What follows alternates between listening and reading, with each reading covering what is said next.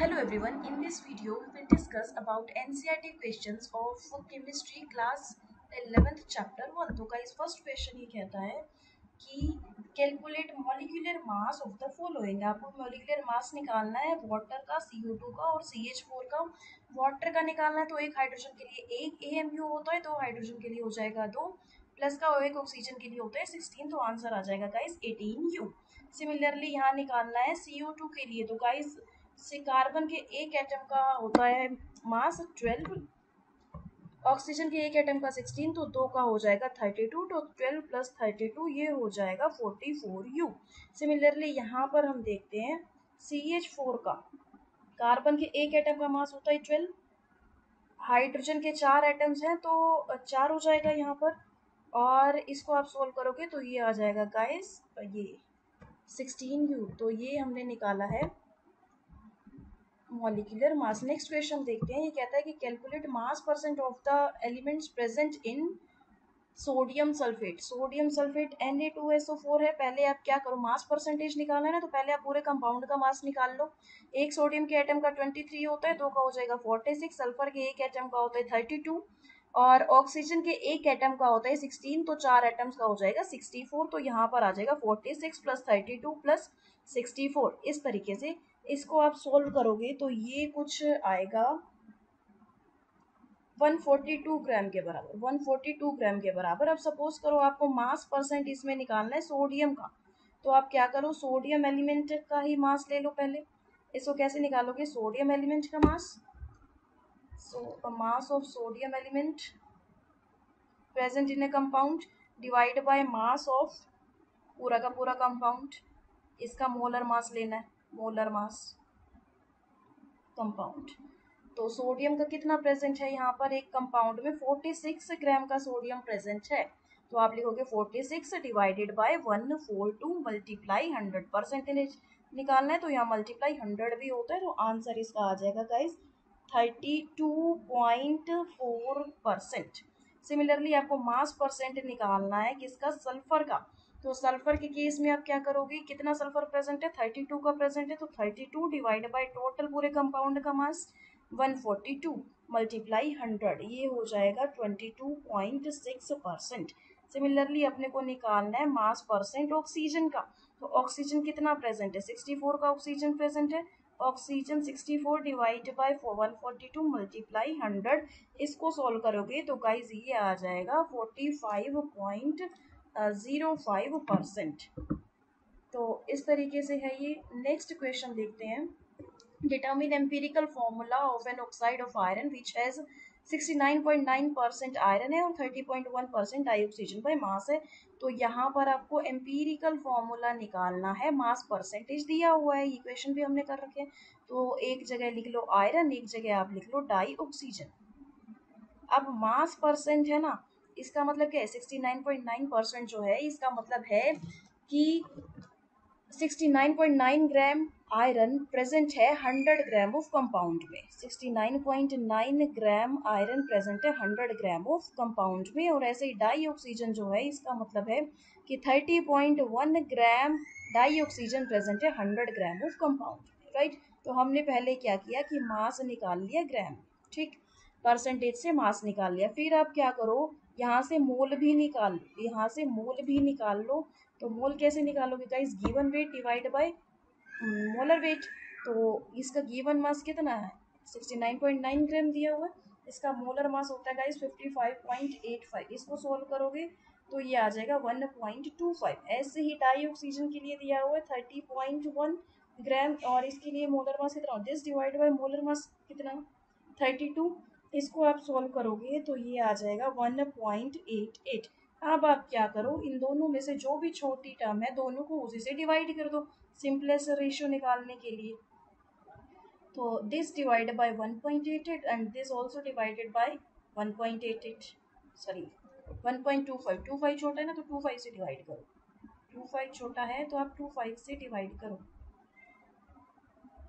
तो 1.25 और यहाँ पर भी आ जाएगा divided by 1.25, this also divided by 1.25, यहाँ एक आएगा यहाँ आएगा 1.5, तो गाइज 1:1.5, ये सिंपलेस्ट होल नंबर रेशियो में तो नहीं है, फ्रैक्शन में आ गया, तो आप इसको 2 से मल्टीप्लाई कर दो, ये 2:3 हो जाएगा। तो इसीलिए आयरन के लिए आया है 2, आयरन के लिए आया है 2 और ऑक्सीजन के लिए आया है 3। तो गाइस इस तरीके से हमने एम्पीरिकल फॉर्मूला निकाल लिया जब अपने को मास परसेंटेज गिवन है। तो अब देखते हैं नेक्स्ट क्वेश्चन कहता है कि calculate the amount of carbon dioxide produced when 1 mole of carbon is burned in air.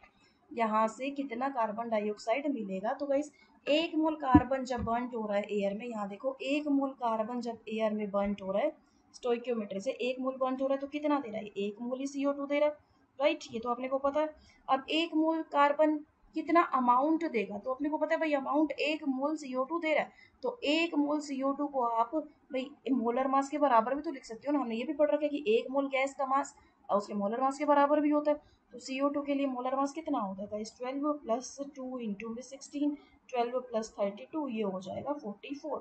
तो यहाँ पर आ जाएगा 44 ग्राम। तो फर्स्ट क्वेश्चन का आंसर हो जाएगा गाइस 44 ग्राम। 1 मोल कार्बन स्टोइकियोमेट्रिक कोफिशिएंट से 1 मोल ही CO2 दे रहा है, कहने का मतलब 44 ग्राम CO2 दे रहा है।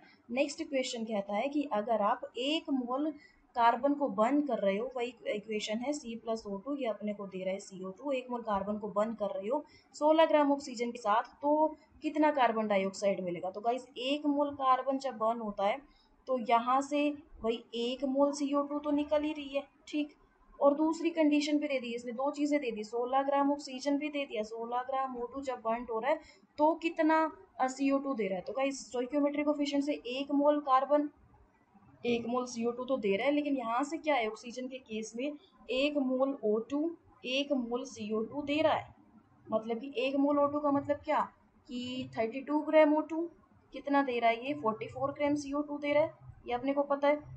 लेकिन क्वेश्चन क्या कहता है कि भाई 16 ग्राम डाई ऑक्सीजन देखो कितनी देता है, 16 ग्राम डाई ऑक्सीजन फिर 22 ग्राम CO2 देता है। एक तो गाइस देखो दो कंडीशन दी हुई है यहाँ पर, 1 मोल कार्बन भी दिया हुआ है, 16 ग्राम डाई ऑक्सीजन भी दिया हुआ है, तो 16 ग्राम डाई ऑक्सीजन से आप CO2 का अमाउंट निकालते हो तो वो 22 ग्राम आता है, 1 मोल कार्बन से CO2 का अमाउंट निकालते हो तो पिछले क्वेश्चन में देखा वो 44 ग्राम आता है।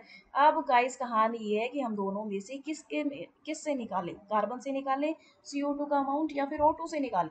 तो आप इनमें से देख लो कार्बन और O2 में से लिमिटिंग रिएक्टेंट कौन सा है, जो भी लिमिटिंग रिएक्टेंट होगा आप उसी से ही CO2 का अमाउंट निकालोगे। तो एक जगह लिख लो कार्बन, एक जगह लिख लो O2। कार्बन के लिए कितना मोल दिया हुआ है, पहले तो इसमें क्या होता है, लिमिटिंग रिएक्टेंट निकालने के लिए इक्वेशन को बैलेंस करना होता है, ये इक्वेशन बैलेंस ही है।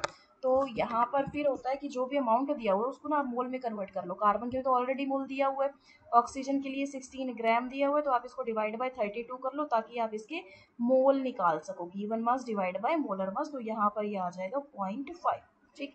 अब आपका नेक्स्ट स्टेप क्या होता है, पहले मोल में कन्वर्ट कर लिया, अब नेक्स्ट स्टेप क्या होता है कि इसी मोल को ना आपको डिवाइड करना है किससे, स्टोइकियोमेट्रिक कोफिशिएंट से, करस्पॉन्डिंग स्टोइकियोमेट्रिक कोफिशिएंट से। तो कार्बन के आगे भी एक है, O2 के आगे भी एक है, तो 1 मोल divide by it's stoichiometric coefficient, answer एक ही आएगा। 0.5 मोल divided by it's stoichiometric coefficient, ये भी एक ही आएगा, तो आंसर क्या आ जाएगा यहाँ पे 0.5। अब आपको देखना है कि दोनों में से छोटा कौन सा है, छोटा कौन सा है, तो एक कम है या फिर 0.5 कम है। गाइस 0.5 कम है, तो कहने का मतलब यहाँ पे O2 जो है वो अपना लिमिटिंग रिएक्टेंट है, O2 ही यहाँ पर लिमिटिंग रिएक्टेंट है, इसलिए आप जो अमाउंट निकालोगे वो O2 से ही निकालोगे, कार्बन से नहीं निकालोगे, O2 से ही निकालोगे।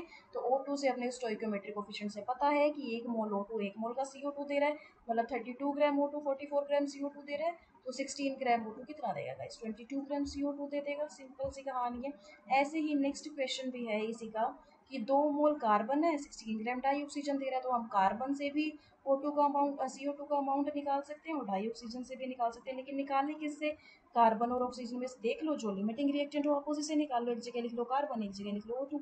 तो इसके पहले मोल निकाल लो, मोल इसके तो दिए ही हुए, यहाँ पर दिया हुआ है 16, इसके मोल निकालोगे तो डिवाइड बाय 32, ये वही 0.5 आ जाएगा। फिर आप क्या करो, स्टोइकियोमेट्रिक कोफिशिएंट से डिवाइड कर दो, तो 2 डिवाइड बाय 1 ये 2 आ जाएगा, 0.5 डिवाइड बाय 1 ये 0.5 आ जाएगा।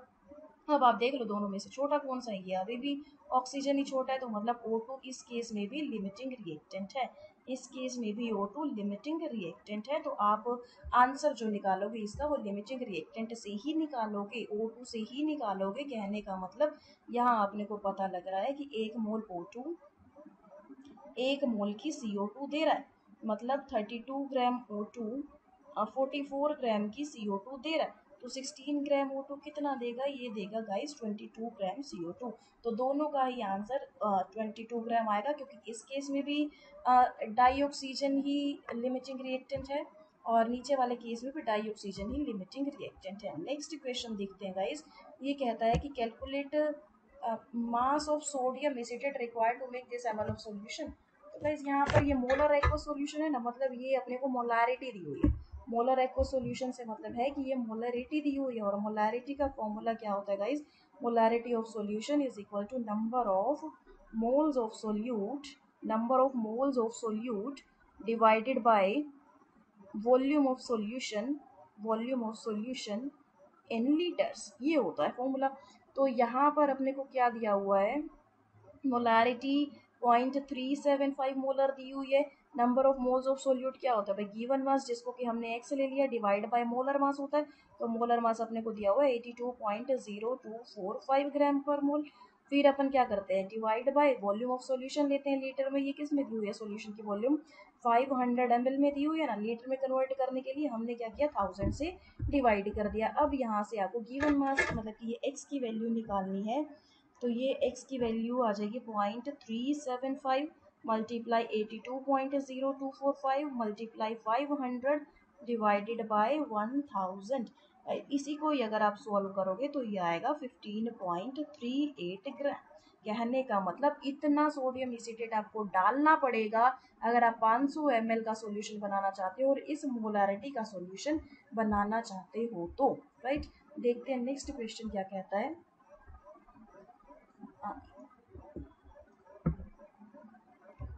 ये कहता है कि भाई calculate concentration of nitric acid in mole पर लीटर। फिर से देखो, मोल पर लीटर में कंसंट्रेशन निकालनी है, कहने का मतलब अपने को मोलारिटी ही निकालनी है। यहाँ पर अपने को मोलारिटी ही निकालनी है गाइस, क्या होगी, तो मोलारिटी के लिए अपने को पता है फॉर्मूला क्या होता है, number of moles of solute divide by, यहाँ लिख लो एक बार, number of moles of solute divided by volume of solution in litres, यही होता है। तो मोलारिटी अपने को कितनी दी हुई है, यस मोलारिटी तो निकालनी है। अब number of moles of solute, देखो इसके लिए अपने को ये दिया हुआ है कि 69% क्या है, नाइट्रिक एसिड है गाइस, यहाँ देख लो 69% HNO3 है। तो इसका मतलब क्या है कि 69 ग्राम HNO3 100 ग्राम ऑफ सॉल्यूशन में प्रेजेंट है, 100 ग्राम ऑफ सॉल्यूशन में प्रेजेंट है 69 ग्राम ऑफ HNO3। मतलब मास ऑफ सोल्यूट यहाँ पता चल गया और मास ऑफ सॉल्यूशन भी यहाँ पता चल गया। तो मोलारिटी निकालने के लिए number of moles of solute मतलब given mass of solute divide by molar mass कितना होता है, ये HNO3 का मोलर मास होता है गाइस। HNO3 के लिए मोलर मास 63 निकल कर आता है, हाइड्रोजन के लिए 1, नाइट्रोजन के लिए 14 और ऑक्सीजन के 3 के लिए 16 इंटू में 3 48, तो ये आ जाएगा 63। तो यहाँ से given mass divide by molar मास हो गया number of moles of solute, और फिर है volume of solution in litre. अब अपने को सॉल्यूशन की वॉल्यूम तो नहीं दी हुई है कहीं पे भी, लेकिन डेंसिटी ऑफ सॉल्यूशन तो दिया हुआ है ना, डेंसिटी ऑफ सॉल्यूशन तो दिया हुआ है। वो कितना दिया हुआ है गाइस, 1.41 ग्राम पर ml दिया हुआ है। तो डेंसिटी ऑफ सॉल्यूशन बराबर मास ऑफ सॉल्यूशन, फॉर्मूला लगा दो, mass of solution divided by volume of solution, ये होता है डेंसिटी ऑफ सॉल्यूशन। तो इसकी जगह रख दो मास ऑफ सॉल्यूशन, तो पता है यहाँ पर 100 ग्राम है, 100 ग्राम है मास ऑफ सॉल्यूशन। तो divide by volume of solution अपने को निकालना है, ग्राम से ग्राम कैंसिल हो जाएगा यहाँ पर, तो वॉल्यूम आ जाएगी 100 डिवाइडेड बाय 1.41, ये ml में वॉल्यूम आएगी। राइट, तो इसको आप सोल्व करोगे तो ये आ जाएगा 70.92 ml।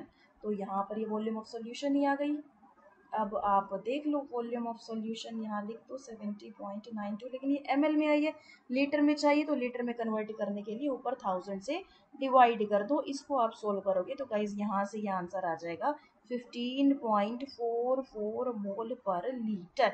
तो इतनी कंसंट्रेशन है, मतलब कभी भी मोल पर लीटर में दिया हुआ है, मतलब अपने को मोलरिटी ही निकालनी है। नेक्स्ट क्वेश्चन देखते हैं, ये कहता है कि how much copper can be obtain from 100 gram of copper sulphate. Guys यहाँ से देखो कॉपर सल्फेट है, तो कॉपर सल्फेट के लिए मोलर मास निकाल लो पहले कितना है। एक कॉपर एटम का है 63.5, सल्फर के लिए होता है 32, ऑक्सीजन के एक एटम का होता है 16, तो 4 एटम का हो जाएगा गाइस 64। तो 63.5 प्लस 32 प्लस 64, इसको आप जैसे ही सोल्व करोगे ये आएगा 159.5 ग्राम। तो ये पूरे के पूरे कॉपर सल्फेट का मास है, राइट, इसका मोलर मास है। तो आप खुद ही देखो इस पूरे के पूरे कॉपर सल्फेट में जिसका मास 159.5 ग्राम है, अपने को स्टोइकियोमेट्री से पता है कि इतने ग्राम में कॉपर कितना है, 63.5 का कॉपर प्रेजेंट है, मतलब इतने ग्राम CuSO4 में 63.5 ग्राम का कॉपर प्रेजेंट है। तो निकालना कितने में कि 100 ग्राम कॉपर सल्फेट में कितना प्रेजेंट है, तो 1 ग्राम में कितना हो जाएगा 63.5 डिवाइड बाय 159.5 ग्राम कॉपर 100 ग्राम में निकालना है अपने को। तो कैसे सॉल्व करोगे, 63.5 डिवाइड बाय 159.5 मल्टीप्लाई 100, इतने ग्राम कॉपर आ जाएगा। इसको आप सॉल्व करोगे तो ये आ जाएगा 39.81 ग्राम। तो 100 ग्राम कॉपर सल्फेट से हम इतना कॉपर गाइस निकाल सकते हैं। ये है। नेक्स्ट क्वेश्चन कहता है कि जो हमने पहले क्वेश्चन पढ़ा था ना जहाँ पर हमने एम्पिरिकल फॉर्मूला निकाला था आयरन ऑक्साइड का, तो वो निकल कर आया था Fe2O3। सी क्वेश्चन नंबर 3 इसमें ये है ना, तो थर्ड क्वेश्चन में हमने Fe2O3 एम्पिरिकल फॉर्मूला निकाल चुके हैं। बिल्कुल वही क्वेश्चन है यहाँ पर। अब ये कहता है कि आपको ना अगर मोलर मास दे दिया जाए, उसी ऑक्साइड का मोलर मास दे दिया जाए दैट इज 59.8 ग्राम पर मोल, तो ऐसे में आप बताओ कि मॉलिक्यूलर फॉर्मूला क्या होगा। ऐसे में बताओ कि मॉलिक्यूलर फॉर्मूला क्या होगा। तो गाइज मॉलिक्यूलर फॉर्मूला इसको हम कैसे निकालते हैं, n मल्टीप्लाई एम्पिरिकल फॉर्मूला करके निकालते हैं, n मल्टीप्लाई एम्पिरिकल फॉर्मूला करके निकालते हैं इसको। तो एम्पिरिकल फॉर्मूला तो है अपने पास, लेकिन n की वैल्यू नहीं है, तो n की वैल्यू कैसे निकालें।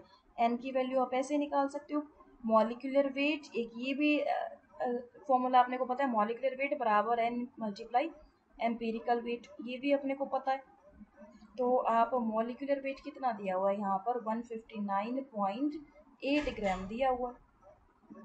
अब n मल्टीप्लाई Fe2O3 है, इसका अपने को अब क्या निकालना है गाइज, एम्पिरिकल वेट निकालना है। एम्पिरिकल फॉर्मूला ये है ना, तो इसी का ही जब आप मास निकालोगे तो ये एम्पिरिकल मास आ जाएगा। तो आप कैसे निकालोगे, देखो आयरन के एक एटम का होता है 55.85, दो एटम का इसको 2 से मल्टीप्लाई, ऑक्सीजन के एक एटम का 16 होता है, और 3 एटम का इसको 3 से मल्टीप्लाई। इसको आप जैसे ही सॉल्व करोगे तो ये आ जाएगा गाइज 159.7 अप्रोक्स, कुछ ऐसा ही आ जाएगा, इतने ग्राम आ जाएगा 159.7, कुछ इस तरीके से आ जाएगा।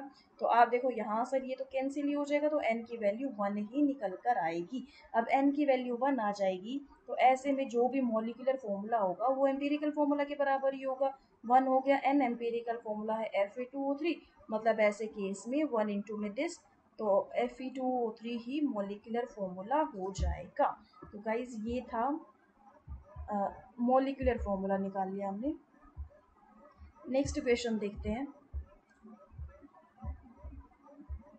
ये कहता है कि आपको ना एवरेज एटॉमिक मास निकालना है। तो एवरेज एटॉमिक मास आपको अगर आइसोटोप्स दिए हुए हैं तो आप एवरेज एटॉमिक मास कैसे निकालोगे, एवरेज एटॉमिक मास किसी भी एलिमेंट का एवरेज एटॉमिक मास निकालना है तो कैसे निकालोगे, अगर अपने को नेचुरल अबंडेंस और आइसोटोप्स दिए हुए हैं। तो आप पहला आइसोटोप ले लो, उसकी नेचुरल अबंडेंस देख लो, वो है 75.77, इसको इसके सामने वाले मास से मल्टीप्लाई कर दो। अच्छा परसेंटेज दिया हुआ है तो परसेंटेज में आपको एक और काम करना है, इसको डिवाइड बाय 100 भी कर देना है, ठीक।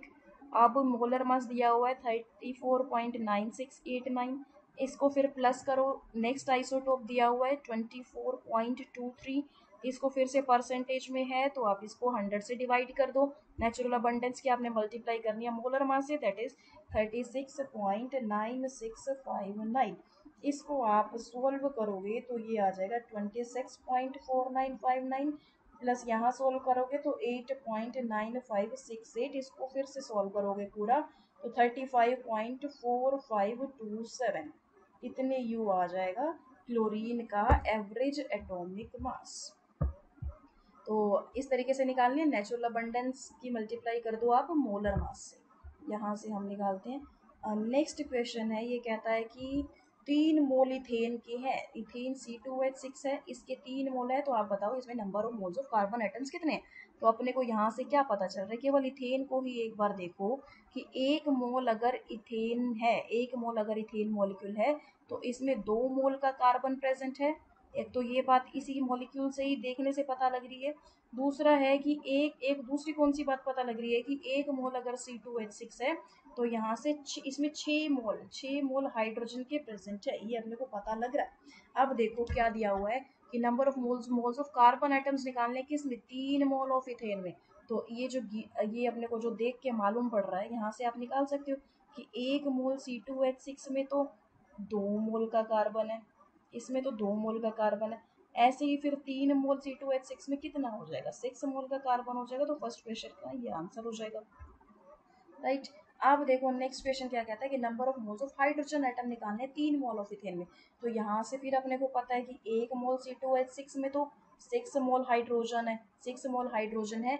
तो यहाँ पर 3 मोल C2H6 में फिर कितने मोल हाइड्रोजन जाएंगे, ये हो जाएंगे 18 मोल हाइड्रोजन के, राइट। तो इसका आंसर आ जाएगा हाइड्रोजन के 18 मोल्स हो जाएंगे, ठीक बात है। हाइड्रोजन एटम के 18 मोल्स हो जाएंगे। नेक्स्ट क्वेश्चन है कि नंबर ऑफ मॉलिक्यूल्स निकालने हैं आपको इथेन में। इथेन में नंबर ऑफ मॉलिक्यूल्स निकालने हैं, 3 मोल ऑफ इथेन में नंबर ऑफ मॉलिक्यूल्स कितने हैं, 3 मोल इथेन में नंबर ऑफ मॉलिक्यूल्स कितने हैं। तो अपने को बेसिक रूल से पता है कि 1 मोल अगर किसी भी मॉलिक्यूल का है या किसी भी एटम का है तो उसमें इतने नंबर ऑफ पार्टिकल्स होते हैं। कहने का मतलब 1 मोल ये मॉलिक्यूल है तो आपको इतने ही मॉलिक्यूल मिलेंगे 1 मोल में। अब ये कहता है कि 3 मोल में बता दो भाई कितने मॉलिक्यूल्स हैं, तो आप बोल दोगे 6.022 इंटू 10⁻23 मल्टीप्लाई 3, इतने C2H6 के मॉलिक्यूल्स हो जाएंगे। That is 18.069 multiply 10⁻23। तो ये हो जाएंगे गाइज इसके मॉलिक्यूल्स, ठीक है। आगे देखते हैं इसको, नेक्स्ट क्वेश्चन।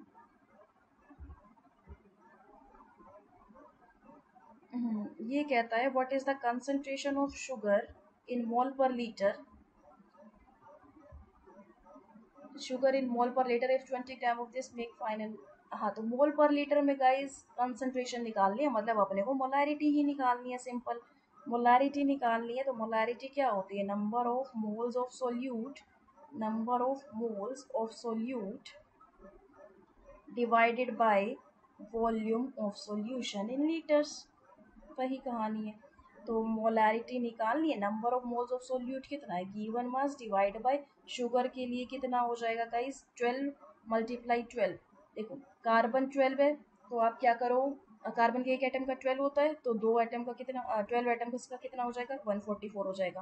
कार्बन हाइड्रोजन के एक एटम का होता है 1 तो 22 का हो जाएगा 22। ऑक्सीजन के एक एटम का होता है 16 तो इसको हमने मल्टीप्लाई करना है 11 से। तो यहाँ पर आप देखो ये सॉल्व करके आ जाएगा 342, इसको सॉल्व करोगे तो आप ये आ जाएगा 342 ग्राम पर मोल। तो आप यहाँ से लिख दो 20 डिवाइडेड बाय 342, फिर divide by volume of solution in litres, ये नंबर ऑफ मोल्स हो गया, वॉल्यूम ऑफ सॉल्यूशन लीटर में ही दिया हुआ है, 2 ही दिया हुआ है अपने को।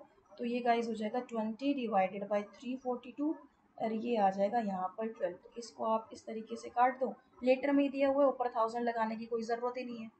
तो यहाँ पर आ जाएगा ये 10 डिवाइडेड बाय 342, इसको आप सॉल्व कर लेना, जो भी आंसर आएगा 10 डिवाइडेड बाय 342 ये आ जाएगा 0.0292, इतने मोलर आ जाएगा, राइट।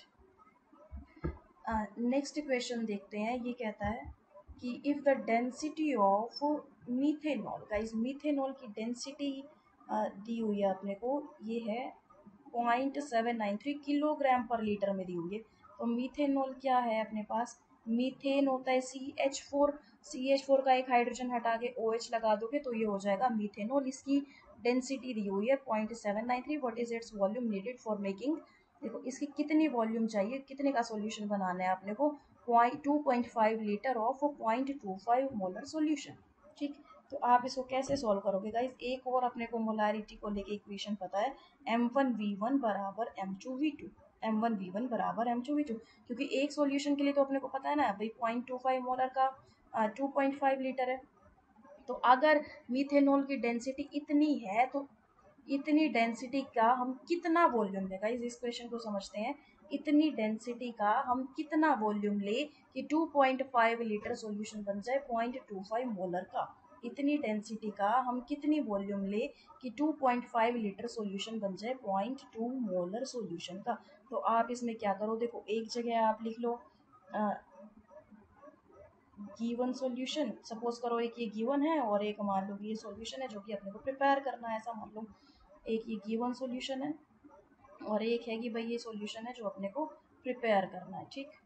तो प्रिपेयर तो ये करना है कि भाई इसका हम कितनी वॉल्यूम ले कि इतना बन जाए, तो प्रिपेयर तो यही करना है। इसकी मोलारिटी कितनी दी हुई है गाइस? 0.25 मोलर दिया हुआ है और इसकी फिर वॉल्यूम दी हुई है 22 देखो 0.25 मोलर दिया हुआ है और इसके लिए दिया हुआ है 2.5 लीटर वॉल्यूम। अब यहाँ पर देखो इस केस में ना अपने पास मोलारिटी है गिवन सॉल्यूशन में और ना ही अपने पास वॉल्यूम है, लेकिन दिया क्या हुआ है, डेंसिटी तो दी हुई है ना। तो डेंसिटी से हम क्या निकाल लेंगे, वॉल्यूम निकाल लेंगे। तो गाइज आप ये देखो मोलैरिटी होती है, मोलैरिटी का फॉर्मूला क्या होता है, given mass divide by molar मास। अब गिवन मास पे कितना दिया हुआ है, देखो डेंसिटी, इसका पहले मोलर मास निकालो। CH3 के लिए कितना होएगा, कार्बन के लिए 12, हाइड्रोजन के लिए 3, इसके लिए 16, इसके लिए 1 हो जाएगा। इसको आप सॉल्व करोगे तो ये आ जाएगा 32 ग्राम पर मोल। ठीक, यहाँ पर ये हमने निकाल लिया है मोलर मास ग्राम पर मोल में। अब देखो मोलर मास इतना आ गया, तो मोलारिटी निकालनी है। अब आप ये भी देखो कि मोलारिटी होती है number of moles of solute divide bye volume of solution in litres, volume of solution in litre. अब आप ये देखो कि मोलारिटी को हम number of moles of solute के बराबर भी तो रख सकते हैं ना। अगर वॉल्यूम ऑफ सॉल्यूशन 1 लीटर है, अगर वॉल्यूम ऑफ सॉल्यूशन 1 लीटर है तो molarity number of moles of solute के ही बराबर होगी, क्योंकि यहाँ देखो पर लीटर में दिया हुआ है, पर लीटर मतलब कि वॉल्यूम ऑफ सॉल्यूशन 1 लीटर है। तो यहाँ पर जो मोलारिटी हो जाएगी वो number of moles of solute के ही बराबर होगी, number of moles of solute के ही बराबर होगी। तो guys number of moles of solute के बराबर, अब number of moles of solute क्या होता है, given mass divide by molar मास। अब गिवन मास तो देखो ये इस डेंसिटी का मतलब क्या है, ये जो दिया हुआ है 0.793 kg पर लीटर दिया हुआ है, इसका मतलब है कि 1 लीटर सॉल्यूशन में, 1 लीटर सॉल्यूशन में इतना मीथेनॉल प्रेजेंट है, 1 लीटर सॉल्यूशन में इतने केजी का मीथेनॉल प्रेजेंट है, राइट, इतने केजी का मीथेनॉल प्रेजेंट है। तो कहने का मतलब अपने को मास तो दिया ही हुआ है ना सोल्यूट का 0.793 kg, इसी टर्म को ही हमने डिफाइन किया है 0.793 kg पर लीटर। तो इसका मतलब क्या है कि 1 लीटर सॉल्यूशन में 0.793 kg का मीथेनॉल प्रेजेंट है, तो मीथेनॉल का मास अपने को गिवन है। तो मोलारिटी बराबर हो जाएगी मीथेनॉल का मास कितना, दैट इज 0.793 kg में डिवाइड बाय मोलर मास, और ये है मोलर मास ग्राम में। तो आप क्या करो, इसको फिर से केजी में कन्वर्ट करना पड़ेगा, या तो ऊपर वाले को ग्राम में कर दो या फिर इस ग्राम को केजी में कर दो यूनिट हटाने के लिए। तो आप क्या करो, इसको 1000 से डिवाइड कर दो, यहाँ से आप मोलारिटी निकालोगे, ये हो जाएगी 24.78 मोल पर लीटर। मतलब इस सॉल्यूशन की भी मोलारिटी अपने को पता है 24.78, और इसकी कितनी वॉल्यूम अपने को ले, इसकी हम कितनी वॉल्यूम ले इस सॉल्यूशन की। देखो डेंसिटी यही कह रहा था ना कि इस सॉल्यूशन की कितनी वॉल्यूम है, तो इसी डेंसिटी से हमने मास निकाल लिया है, राइट। मास कैसे निकाला कि 1 लीटर में अपने को पता है पर लीटर है ना, तो इस टर्म का ही मतलब क्या है कि 1 लीटर में इतना केजी प्रेजेंट है। तो 1 लीटर है मतलब दैट है number of moles of solute के बराबर है, तो यहाँ से हमने मोल्स ऑफ सोल्यूट निकाल मोलारिटी निकाल ली। तो मतलब कि इस सॉल्यूशन का हम कितनी वॉल्यूम लें कि ये वाला हम प्रिपेयर कर पाए, ये है क्वेश्चन। तो आप कितनी वॉल्यूम लोगे, 0.25 मल्टीप्लाई 2.5 डिवाइडेड बाय 24.78। इसको अगर आप सोल्व करोगे तो गाइज ये आ जाएगा 0.0252 वॉल्यूम आ जाएगा, 0.0252 लीटर। और अगर आप सोल्व करोगे तो ये आ जाएगा 25.22 ml, गाइज ये आ जाएगा। तो देखते हैं आगे।